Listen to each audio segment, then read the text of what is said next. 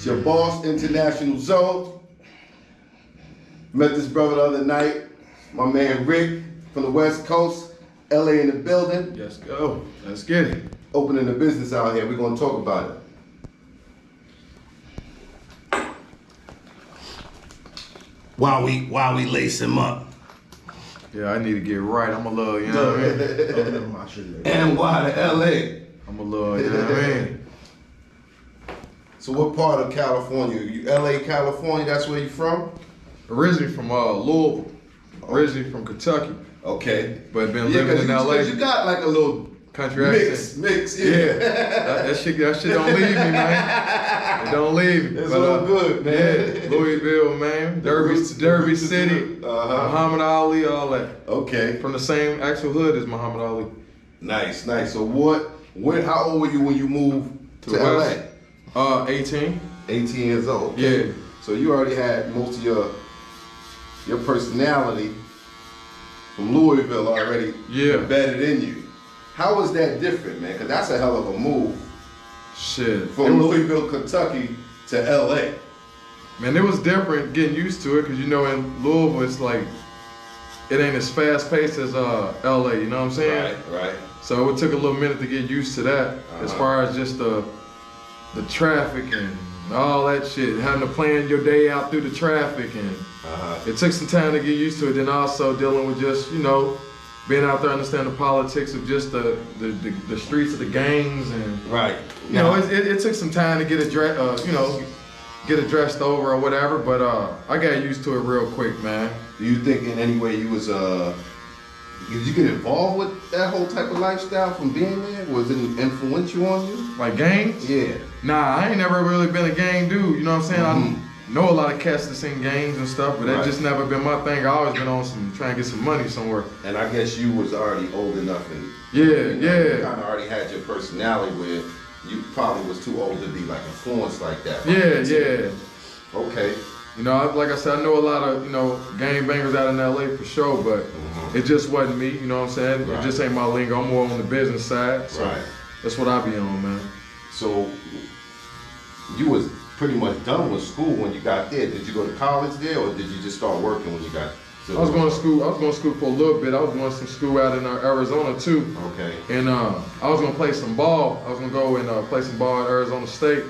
Yeah, brother kind of tall, like 6'5". So. Yeah, bro on the tall side. Yeah, man. So I was definitely gonna play some ball, man, and just I wound up meeting a lot of business cats, man, and a guy I met, he was like a mentor to me, and dude showed me like $1 million cash, man. That changed my whole game and perspective on life. He said, man, either you can own a team or you can play for it. Which one you trying to do? Right. And shit, I really took that in consideration. I was like, shit, I'm trying to get on the business. So plus everybody don't make it to the league.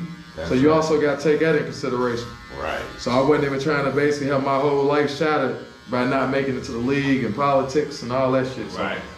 So what did you end up getting into?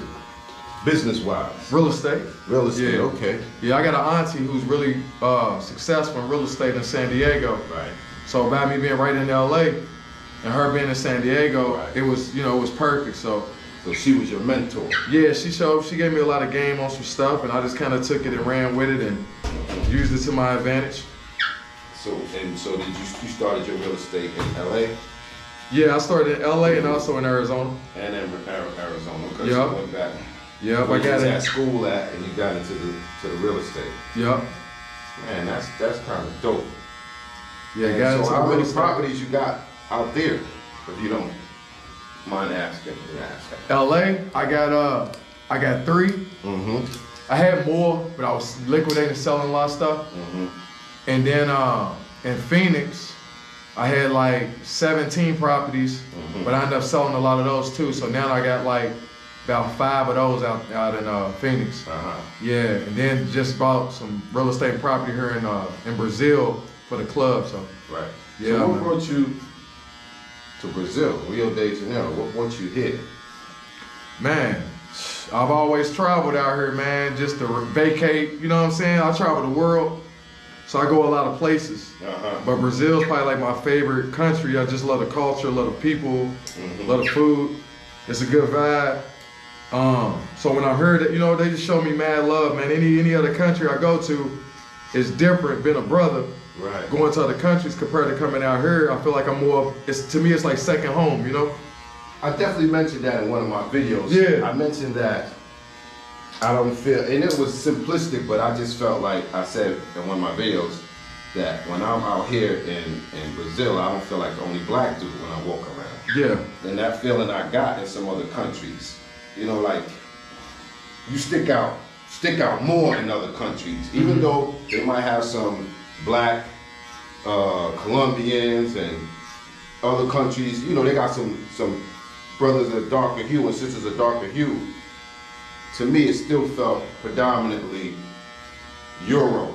Yeah. And I felt like definitely stand out and like, I know they say, oh, you don't look like a karaoke. Some people say yes, some people say no. But it's one thing to not necessarily look like the people from the country as far as your style, your swagger. But it's another thing to stand out like when you're the only black person around, you know what I'm saying? When you still feel like you're a minority, you know what I mean? And that, there's enough people of color here that make me feel, gives me a certain amount of comfortability. Yeah, that's how I feel. Right. I see a lot of my people here, Right. even though they speak Portuguese, it's like we the same, so they come up to me, you know, they really hip to just our American culture. Right. And it makes me feel more comfortable because, you know, when they look at us, it's like they idolize us being here. Right. So, you know, it makes me feel hella comfortable, man, and it also it's exciting to see that they excited that I'm here, you know? So. Yeah, and you know, American culture, hip hop culture is definitely global. So when they look at us, it's like, okay, this is a depiction of what the music is like, what the people are like, you know, part of what the culture is like. They're actually here, like you might have on an NYC hat, but that's some hip hop. Yeah. You know what I'm saying? Yeah, exactly. And they recognize that from seeing so many artists have the hat on, seeing Jay-Z have the hat on. Yeah. You know, they know what that means, and they know it's not about the team. You know what I'm saying? Yeah. It's about the hip hop culture. And so how many years have you been coming here to Rio? About 4 years now. 4 years. And have you visited any other areas in Brazil? As far as like in Rio, or just different like cities like Sao Paulo, something like that. Right. And from different cities in Brazil. That's what I meant to say. Yeah, only 2 cities I've really been in is Sao Paulo and Rio de Janeiro. Okay. Yeah, so, you know, I definitely do, you know, I come out here for a lot of business, so I like to make sure that I'm, you know, kind of killing 2 birds with 1 stone where I can handle some business, but also basically vacate, relax, and enjoy my time being out here and away from the States. Right. So, you know, it's just a blessing, man, to be able to actually do this type of stuff, man. It definitely is. I mean, those who see the value in travel, you know, and another thing I want to say about, in travel I meet a lot, well, when I do meet the brothers when I'm traveling, usually the people you meet, they doing something. They got a story to tell, they got some information to share, and they got some knowledge. You know what I mean? So another thing you're gonna get out of meeting other travelers is information. You know, and I think that's like a additional value that you get out of traveling. Like, oh, why do you travel? Why this? Why that? Because seems like when I travel and I meet people, they hit me onto some game from one thing or another. They motivate me. They like, oh, you don't know about this? You don't know about that? You know what I'm saying? Yeah. Like, they got me, just from traveling, brothers got me more on some crypto. You know what I mean? Because I'm meeting a lot of brothers, and they like, oh man, I'm trading, I'm doing this, doing crypto, boom, boom, boom. You know what I'm saying? Like, or I'm doing real estate. Because when you see brothers traveling a lot, I guess, like people ask me, how are you able to travel? You know what I'm saying? How are you able to stay out here this long? You know what I'm saying? How are you able to move and shake and act like it ain't phasing you? So they want to know, everybody, you know, kind of interested in what people are doing to allow them this lifestyle. Yeah. You know, because the real travelers, they're frequently on the move. They're not, you just, once a year taking a trip. You know what I mean? Yeah. They taking a couple trips a year, or, you know what I mean? And they don't really look at it like a vacation. They look at it as more like an exploration. Yeah. They're going somewhere, checking some things out. and a lot of them trying to figure out how can I make some money here. Where's the business move in this travel and this visiting to this country several times and all of that, you know? Yeah, I would say definitely, man. Real estate. See, I'm in real estate. I'm in crypto. Mm-hmm. I did a lot of my thing. I've been in crypto since 2013. Oh yeah, so you're killing it. Yeah, You've been in that long. Yeah, so I've been involved with that. I actually used to be had an investing school where I was teaching cats. Mm-hmm. Like it was in Forex and stuff back in before it went all over the internet and people started doing like the little marketing at the telemarketing of it, like. But I was really trading, so like I didn't recruit people and all that. I was really doing it. Right. So when I started out, I lost money into it because I was trying to be on some gambling stuff, trying to get rich overnight. Right. And then when you start losing all your money, man, you start coming back to the basics. Like, all right, I need to go to the drawing board and have a blueprint. And slow it down. Yeah. So when I did that, man, and really self-taught myself how to invest. Shit from there, man, it just worked out in my favor. Mm-hmm. And then I started finding my strategy and things just start, going how I wanted to go. Right. And it opened up the doors for me to do a lot more as far as, like I say, travel and invest in other things. And it just opened up a lot of doors, man. So I definitely would tell people, man, if they looking into trying to have a travel lifestyle, definitely look into like crypto, Forex, real estate investing. Because the good thing about it, man, is you're able to basically make money remotely wherever you are across the world. So all you need is a cell phone, laptop, whatever, and you can always sustain yourself to being able to live the lifestyle you want out here. Right. So if someone was to pick one, what would it be? What would you suggest? Crypto for sure. Crypto? Yeah, crypto over real estate, over Forex, over, would it be crypto? I mean, right now, I would say crypto just because of how popular it is and where it's going. Right. So I would say right now definitely crypto, just because I feel like crypto has a severe bright future. Real estate always gonna be real estate. Everybody knows that. So you can always basically go in real estate and definitely do your thing there. But I just feel like with crypto, you got coins and stuff that's basically 300xing, 400xing within like weeks, man. So it's like returns that's unbelievable that I feel that real estate nor Forex can actually provide like crypto can, because the market is so volatile. And the other thing is with real estate is I'm trying to get away from the work. I'm trying to get away from the brick and mortar. I'm trying to get away from the physical tangible assets. You know what I mean? Yeah. Like if you got real estate, you got to keep it up. You got people calling. You got to get management company. You got to make repairs. You know what I'm saying? It could lead to a lot of stress. Yeah. You know what I'm saying? That I don't want to get them calls. You know what I'm saying? You know how it is to get them calls. Oh man, the water ain't working. The sink. And half the time, the people be the ones that messed up the spot. You know what I mean? Hey man, get you a property manager, man. Yeah, you know what I mean? But I just don't want to get them calls and deal with that. You know what I'm saying? Yeah.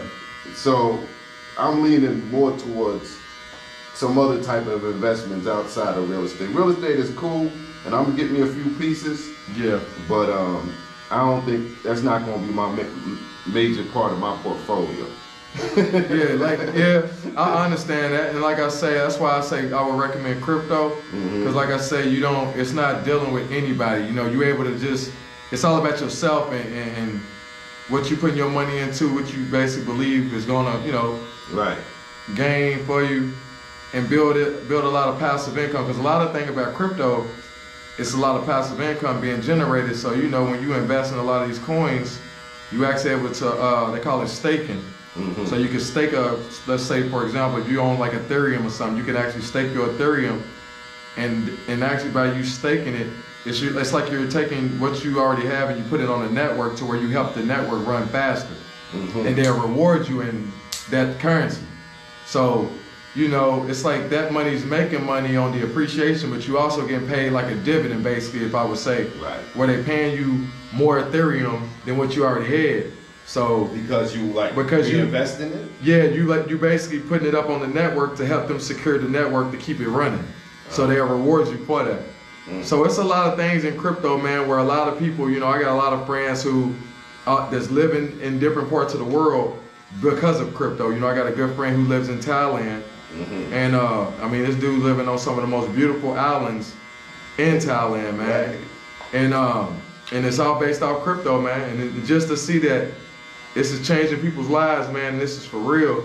It's a blessing, man. I mean, this, you know, crypto done got me an establishment out here, so, you know, I know it's real, man, and I just try to basically tell my brothers to get up on it and, you know, educate themselves, do your research, and, you know, definitely, you know, it's definitely a serious investment tool for sure. It's funny, my oldest brother hit me today, and he was like, yeah, man, guy I know, man, he started investing in crypto, man, and he was like, you know anything about crypto, blah, blah, blah. I was like, he's like, well, God, I know, just started investing in crypto. You know what I mean? Pennies, man. Now he got like 200,000. Yeah. You know what I'm saying? Oh, yeah. And I'm laughing because I was like, yo, I just bought some Ethereum like 2 days ago. And that went up in like 2 days. You know what I'm saying? Yeah. You know what I mean? So it's like, it's coming full circle where it's like, okay. And I opened back up my Coinbase.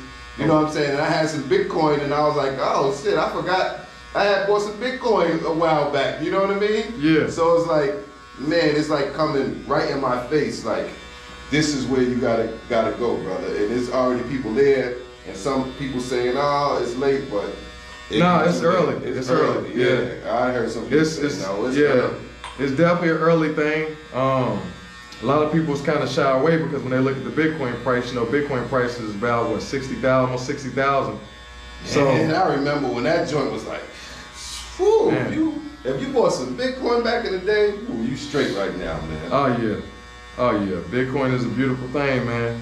And now, what's the other one? Dogecoin that's hot on the move right now? Yeah, man. They basically made that like off a joke or something? Yeah, the Dogecoin, the meme coin. It's funny because I got a lot of my family members involved in Dogecoin, man, when it wasn't even a penny. Wow. So now to see that it's going up and seeing a lot of my family members, you know, making money off of it, it's exciting to see people being able to make money, especially during this pandemic, man. So, you know, just to see people able to basically take care of themselves, take care of their family, and basically, like I say, not get hit with the curveball, but being ahead of the curveball, you know? Right. So it's a blessing to be able to see that, man. I know your family like, I told you that boy was smart. Hey, a lot of them didn't believe it at first, so you know. Yeah, but so you know how they. Yeah, you know how it goes. I told you that boy was special. Yeah, you ain't never say that. Yeah, man, you know how it goes. You ain't met no Martin Luther King. Real talk. But the good thing about it, they got in. Right. Like I always tell them, man, better late than never, you know? Exactly. So, you know, as long as they got in and they took my advice, you know, even my pops, man, I told him a long time ago. Right. Back when they had dropped that first stimulus. I was like, man, take that whole thing and throw it in there. Right. You know what I'm saying? If he would have done it, you know, Bitcoin now, where it's at, you know, he'd be up like close to like 15 grand off at 1,200. Right. So, you know, crazy. That's a crazy return, man. But the thing is, you know, like I said, it's better late than never. Right. This is just beginning. A lot of big banks is getting involved now. Yeah, they gonna about to mess the game up with the banks got involved. I was watching some videos, it's like the banks is. Yeah. I don't know what's gonna happen once the banks get involved. Man. They dumping a whole lot of money over that way. Oh yeah, it's billions of dollars getting put into the market now. So I always tell brothers, and I just tell people in general, you know, you gotta follow the money, man, and I feel like that's where the wise investments is, you know. So if you had a nice stack on the stash, where would you put it? Would you mix it up in the coins, or would you put it more into one coin? And no, I'm not gonna put not professional advice. No. I'm like, this ain't definitely the professional advice, but me personally, I would spread it around. Because you never want to put all your eggs in one basket. I mean, I would definitely, for sure, me personally, if I had 1,000, I'm gonna take 500. I'm gonna throw half of that in Bitcoin, half of that in Ethereum, and then the other 500, I might dibble dive into some altcoins. So I might throw it into some other things like maybe Chainlink, Polkadot, GRT. You know, GRT's a good one. You know, I got in that when it was like 10 cents. It went all the way up to like almost $3. And now they did a little drop, but it's, you know, it's going back up. I think it's around like $1.50 right now. But they recently had an overall drop, right?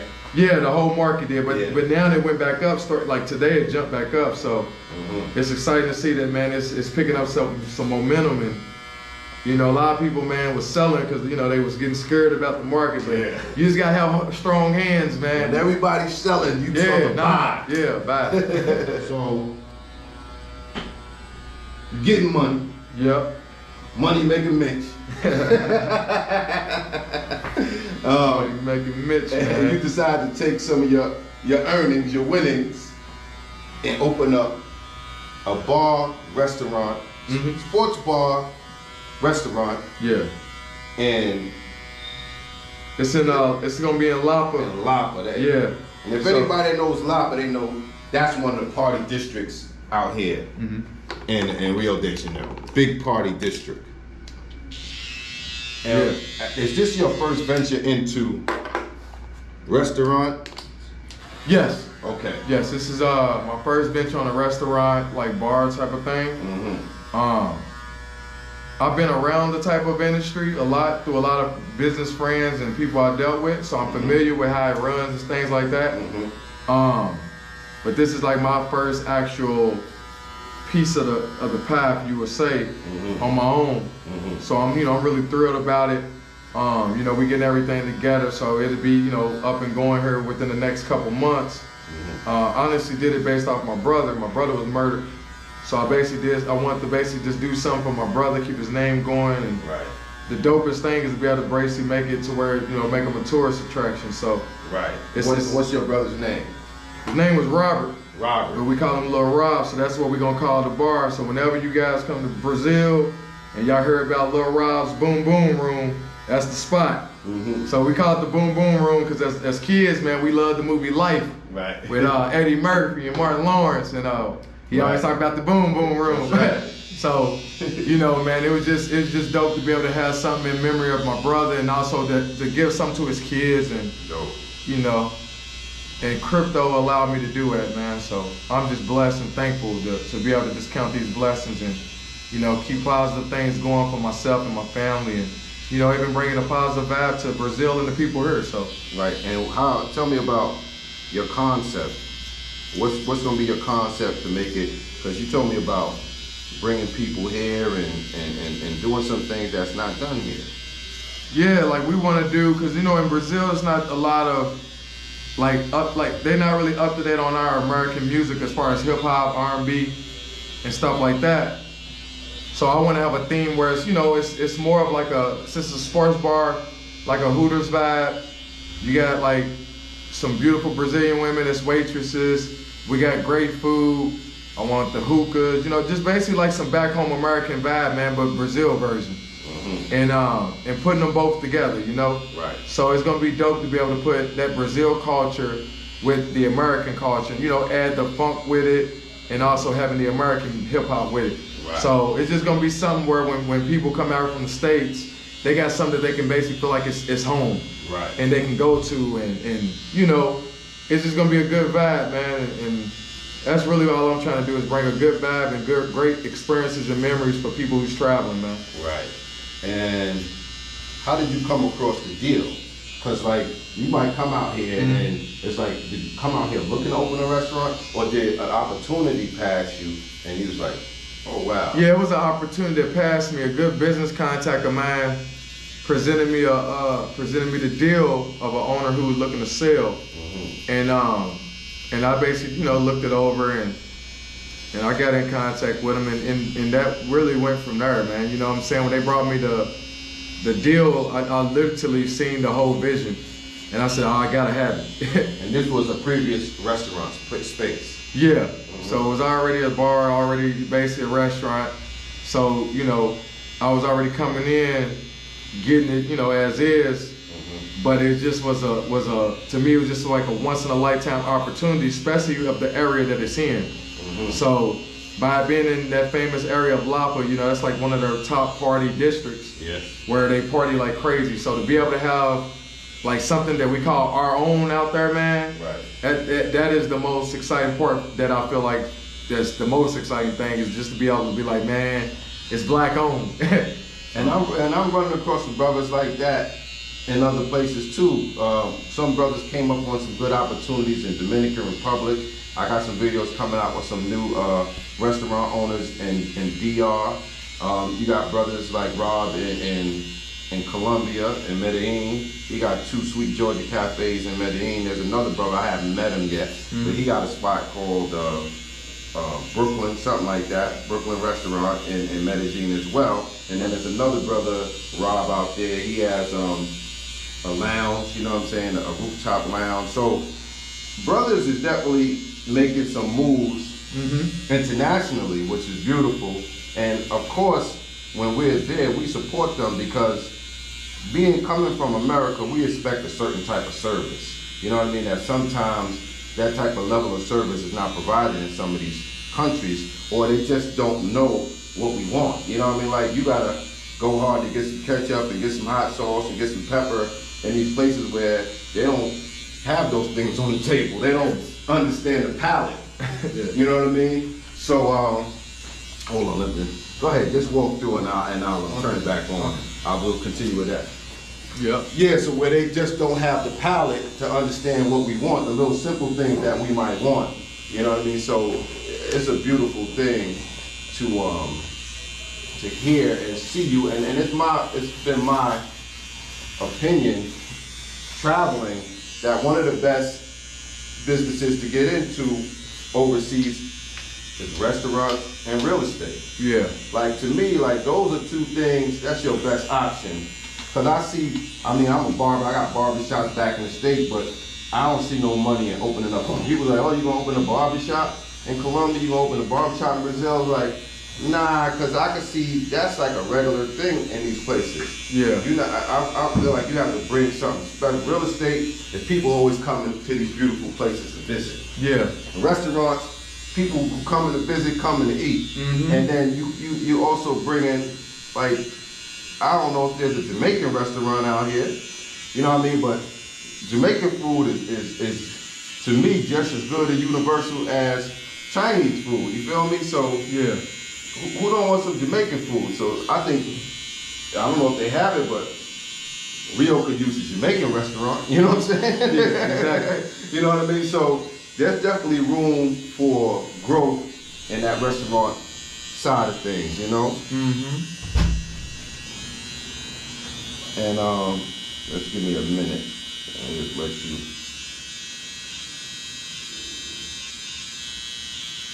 And do you have the address? Just, you know, offhand, do you know the address of the location? Offhand, I don't. I'm not even gonna lie, because I'm literally just now in the process of all this stuff. Right. But I can say that it's right in front of the Lapa Arches. So whenever you guys come to Brazil, everybody knows about the famous Lapa Arches. It's like a tourist spot. And it's also right where the steps is. Steps. Yeah, where Snoop Dogg for us shot the beautiful video. Yep. So it's literally right there, right next to it. Right. So like I said, man, it's in that prime area. And like a lot of people ain't gonna be able to miss it, trust me. You'll see, you'll know. Right.